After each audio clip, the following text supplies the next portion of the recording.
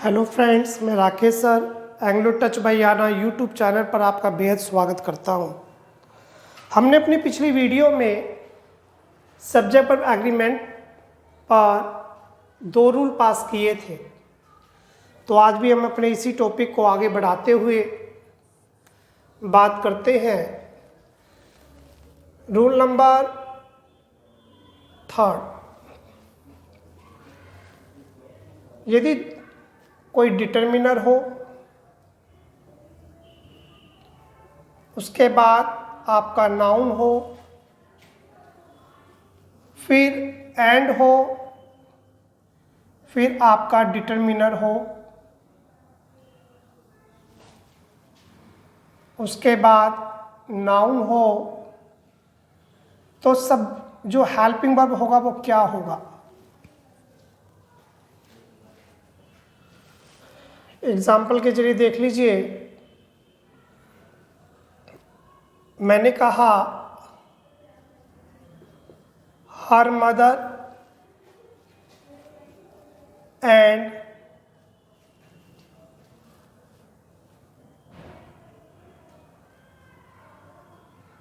Her mentor is या are present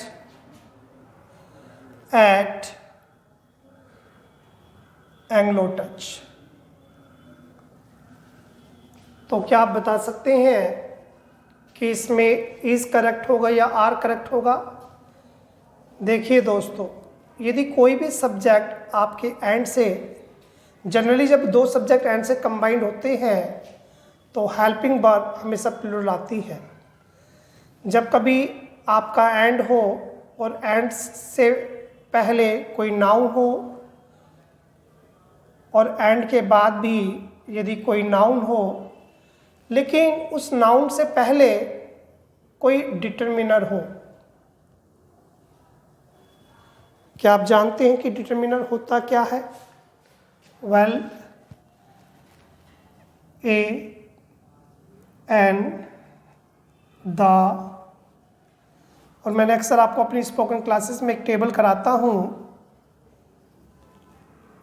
I, my, me, he, his, him, she, her,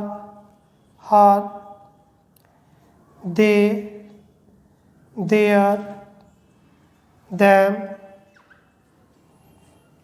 etc। ये जो आपकी जो सेकंड टेबल है दोस्तों, एक्चुअली में ये आपके डिटर्मिनर्स कहलाते हैं। मोस्टली लोग इसे आर्टिकल्स के रूप में जानते हैं, लेकिन आपकी जानकारी के लिए ग्रामर में इन्हें भी डिटर्मिनर्स कहा जाता है। अर्थात a and the, my, his, her, their, ये आपकी जो सेकंड वाली जो टेबल होती है ये आपके डिटर्मिनर्स होते हैं। इसी से हमारे ये रूल यहाँ पे बना है कि यदि कोई एंड से 2 सब्जेक्ट जुड़े हो और दोनों सब्जेक्ट से पहले डिटर्मिनर हो तो हेल्पिंग वर्ब भी प्लूरल आती है। Her mother and her mentor are present at anglo touch is correct. दूसरा एग्जाम्पल देखिए, ये हमारा फर्स्ट एग्जाम्पल।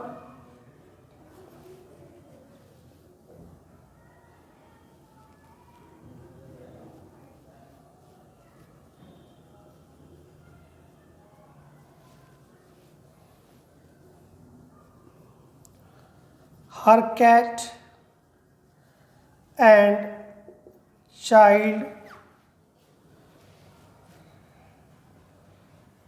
हैज या हैव बीटन मी। क्या इसमें आप बता सकते हैं इसमें करेक्ट क्या होगा? देखिए, ये आपका एंड है, एंड से पहले ये आपका सब्जेक्ट कैट, ये आपका चाइल्ड। यदि आप गौर से देखेंगे कैट से पहले आपका ये डिटर्मिनर है, लेकिन चाइल्ड से पहले कोई भी डिटर्मिनर नहीं है। तो इसके बाद जो आने वाला हेल्पिंग वर्ब होगा वो हमेशा सिंगुलर होगा। अर्थात एक्चुअली में ये जो कैट है और चाइल्ड है, ये दोनों एक ही आप कह सकते हैं चीज़ है। जो कैट है वही चाइल्ड है, जो चाइल्ड है वही कैट है।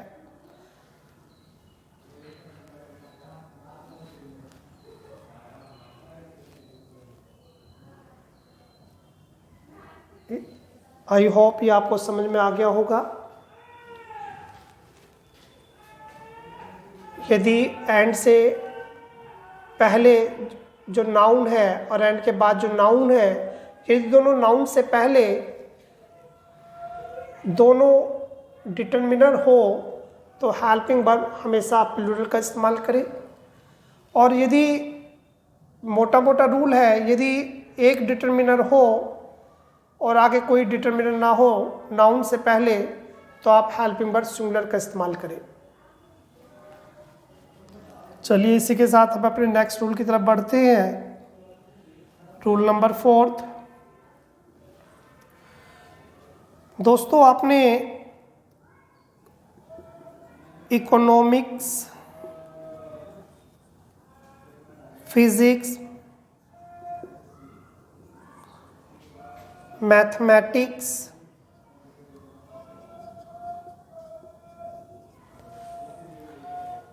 क्या आप बता सकते हैं कि ये इनके साथ आने वाले जो हेल्पिंग वर्ब होगा वो सिंगुलर होगा या प्लूरल होगा? आप कह देंगे सर इनके बाद आने वाला जो हेल्पिंग वर्ब होगा वो हमेशा सिंगुलर होगा। जी हाँ।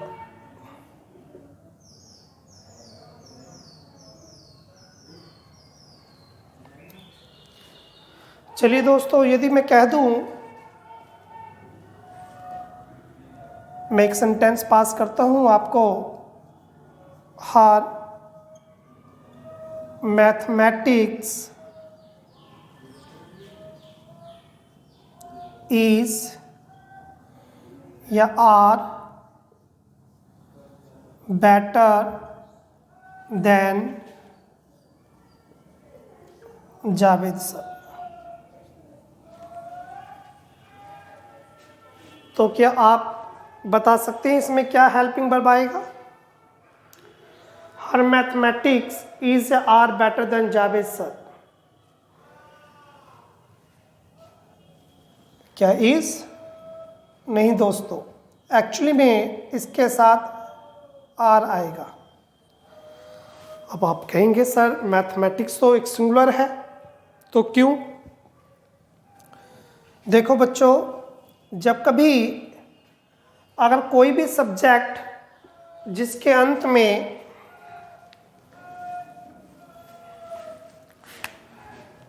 ICS, ICS, ICS हो और उससे पहले कोई भी डिटर्मिनर्स हो, डिटर्मिनर्स जैसा कि मैंने आपको बताया, a and the, my, his, her, their, these are called determiners. यदि किसी भी सब्जेक्ट से पहले डिटर्मिनर हो तो एक्चुअली में उसके साथ हेल्पिंग वर्ब हमेशा आ रहेगा, क्योंकि यहाँ पे मैथमेटिक्स का जो इस्तेमाल किया गया है वो यहाँ पे सब्जेक्ट ना होकर उस व्यक्ति का ज्ञान कहलाता है, उसकी नॉलेज कहलाती है। तो यहाँ पे मैथमेटिक्स का इस्तेमाल एक सब्जेक्ट के रूप में ना होकर ज्ञान के रूप में हो रहा है, तो इसलिए यहाँ पे हेल्पिंग वर्ब आर का इस्तेमाल होगा। तो यदि आपको कंपटीशन में देखना हो कि उसके साथ इकोनॉमिक्स, फिजिक्स, मैथमेटिक्स यदि ये सब्जेक्ट के रूप में इस्तेमाल हो तो सिंगुलर हेल्पिंग वर्ब का इस्तेमाल होगा। जैसे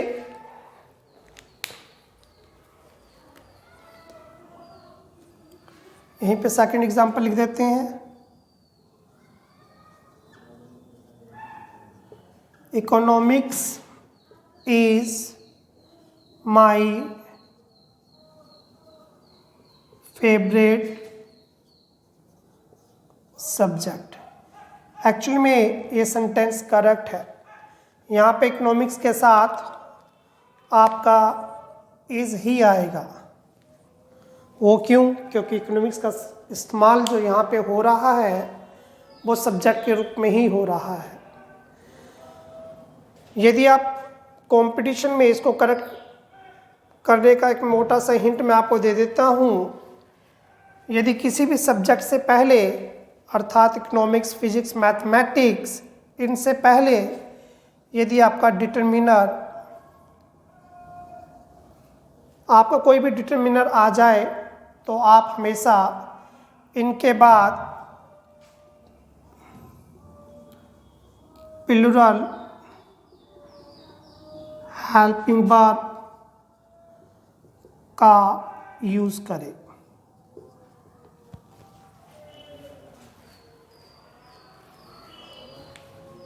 चलो मैं एक बार इन रूल्स को दोबारा एक्सप्लेन कर देता हूँ। Rule number 3, determiner plus noun plus and plus determiner plus noun. जब भी एंड से पहले कोई नाउन हो, उस नाउन से पहले कोई डिटरमिनर हो, एंड के बाद कोई डिटरमिनर हो, उस डिटरमिनर के बाद कोई नाउन हो, तो हेल्पिंग वर्ब क्या होगी बच्चों? हेल्पिंग वर्ब हमेशा प्लूरल होगी।